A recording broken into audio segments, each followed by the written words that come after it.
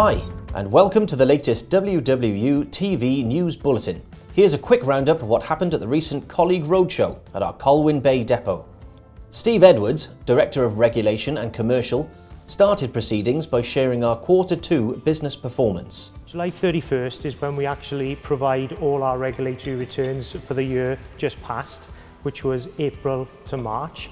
And it's fair to say over that year we've actually done really well as a business. Collectively we've done really well, and that's in no short part to your contribution to this business. When it comes to safety, overall we're doing really well so far this year, with only 8 cable strikes recorded since the beginning of the year. Our lost time injury rate has fallen, and we've scooped our 4th Gold Award from ROSPA.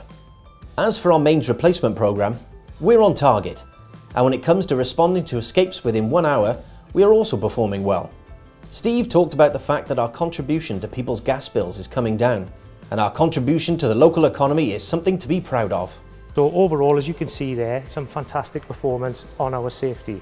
In terms of reliability, we're on target to reduce our CO emissions by 2%, and we managed to respond to all initial biomethane inquiries within the allotted 15 days.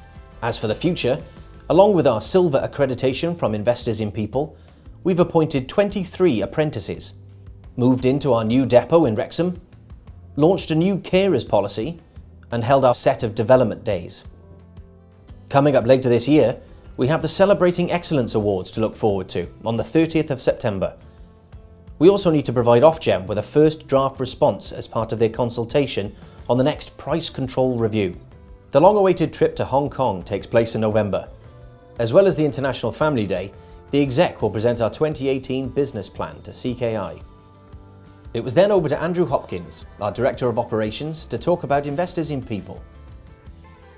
We were awarded a silver accreditation, and I think something like less than 10% of all organisations achieve that on their first go, which is what we did. So to those that were involved in that, and I know a lot of colleagues were involved in that, thank you very much for your support.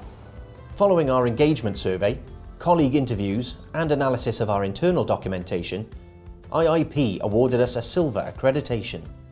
The report acknowledged that we're doing well. Our values are well embedded and colleagues have a clear idea of our priorities. However, whilst we're doing well in some areas, there's a lot more we can do in others. There's some stuff for us to focus on, and that's what we will be doing in the coming couple of years. Andrew then mentioned that over the coming months, we'll be looking to create a colleague engagement steering group. This group will help us to work towards our aspiration of each and every colleague considering this a great place to work. And what the acid test is we want people that work here to recommend Wales and West Utilities as an employment opportunity to their friends and family.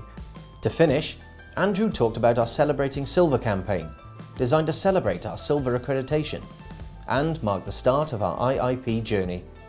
We hope that lots of colleagues will get involved with the Silver Pipe journey. Please get involved. We're really interested in your views, your opinions, what it feels like for you, what it means to you. So don't be shy when we've all gone and all this has been taken down. Have 5 minutes with the iPad and get involved.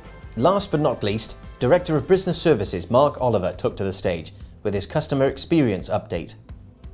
Mark talked through our latest Ofgem customer satisfaction scores, beginning with connections. So this is how we're scoring in the customer satisfaction. So these are the Ofgem customer satisfaction scores. As you can see in connections, we're doing really well, scoring 9.31.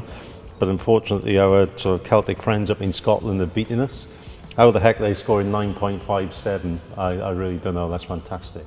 Mark suggested that the number of fuel-poor connections was having a large bearing on the scores in Scotland, but that we can certainly learn from their high performance across the board, as overall we remain in 3rd, behind Northern Gas and Scotland. As far as complaints are concerned, we're well below the Ofgem penalty score of 12, but we need to keep focused.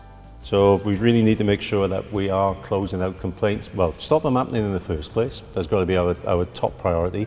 And we've seen evidence of that, okay? And I think complaint volumes are definitely dropping. So we're stopping them happening, which is great. But where we do get them, we've got to put them right as soon as we possibly can. Next, Mark talked about the initiatives that we've been working on to help drive our customer service scores. along with introducing faster compensation payments by bank transfer rather than cheque, and holding vulnerable customer training for our WGA colleagues, we've been holding customer focus groups. RepEx customer support officers are now out on patch, and we're expecting to see the impact they're having on the business in our August scores. The Customer Services Championship Cup is at the halfway stage, and Mark urged colleagues to get involved where they can. To close, Mark gave a priority services update and walked through how much progress we've made since 2015. He also talked briefly about our first ever Priority Customer Support Awareness Week. We've launched our Priority Service Awareness Week. So this is not a national campaign or anything. This is something that we've decided to do just to raise the awareness inside our organisation so that you guys know what you can do for vulnerable customers. So if you know that somebody's vulnerable out there, and we've identified it before, and what measures can we put in place before, during or after? Well, that's it for this quarter's WWTV News Bulletin.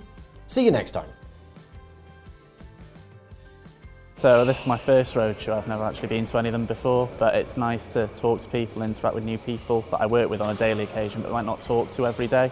But it's also nice to talk to the people higher up in the company like Andrew Hopkins and that, and get an idea of how the company's doing as a whole. It's nice to know, like I've got my department I work in. I don't really go hear what goes on in other departments in depth, so it's nice to hear that other departments are doing well as well, so, you know, not just focus on what we do in our department. Yeah, it went pretty good. It was a good day. We had the awards evening last night, the Investors in People. It was a good experience to meet people from outside the company.